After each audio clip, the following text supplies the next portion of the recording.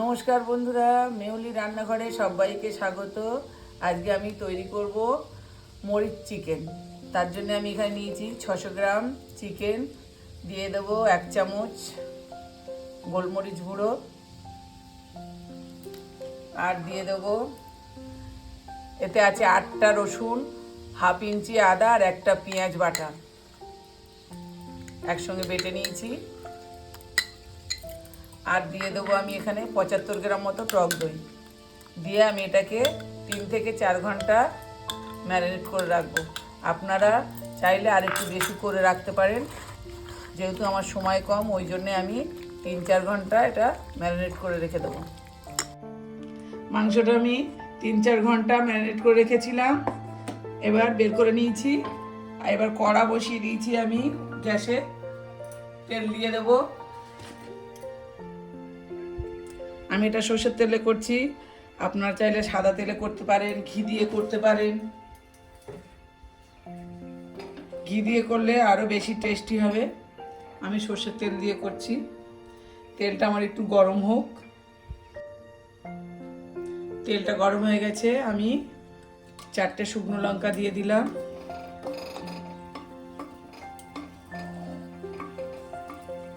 এবার আমি এতে দিয়ে দেবো একটা বড় পেঁয়াজ কুচা। আমি মাংসের সঙ্গে একটা মাঝারি সাইজের পেঁয়াজ বাটা দিয়েছিলাম, তাই একটা পেঁয়াজ কুচি এখানে দিলাম।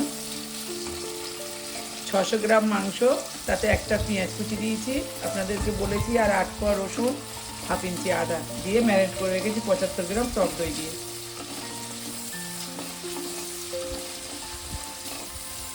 এই রান্নাটাতে হলুদ, লঙ্কার গুঁড়ো কিছুই পড়বে না। পেঁয়াজটা আমি মিনিট 2-3 ধরে একটু ভালো করে ভেজে নেব। আর একটা কথা, আমি ম্যারিনেট করার সময় নুন দিইনি, কারণ নুন দিলে জল বেরায় বলে আমি মাংসতে নুন দিইনি। আমি এই রান্নার সময় নুন দিয়ে দেবো। পেঁয়াজটা আমি হালকা লাল করে ভেজে নিয়েছি, এবার আমি মেখে রাখা চিকেনটা দিয়ে দেবো।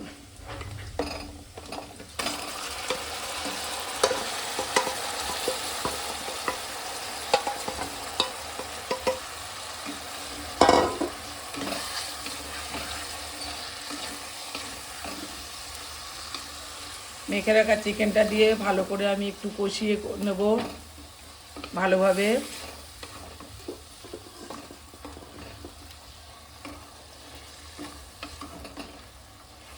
নেড়ে নেড়ে আমি একটু এবার একটা মিনিট 5 চাপা দিয়ে রাখবো। মিনিট 5 করে ঢাকনাটা আমি খুললাম।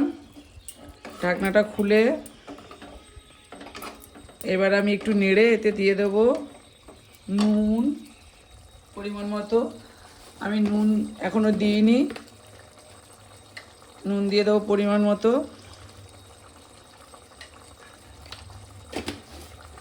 আর দিয়ে দেবো চিনি,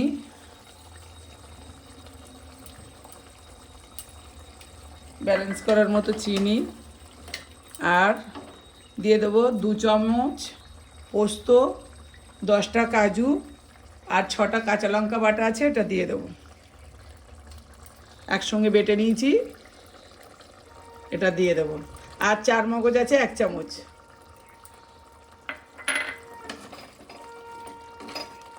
এবার দিয়ে আমি আবারও মশলাটাকে ভালো করে কষাবো।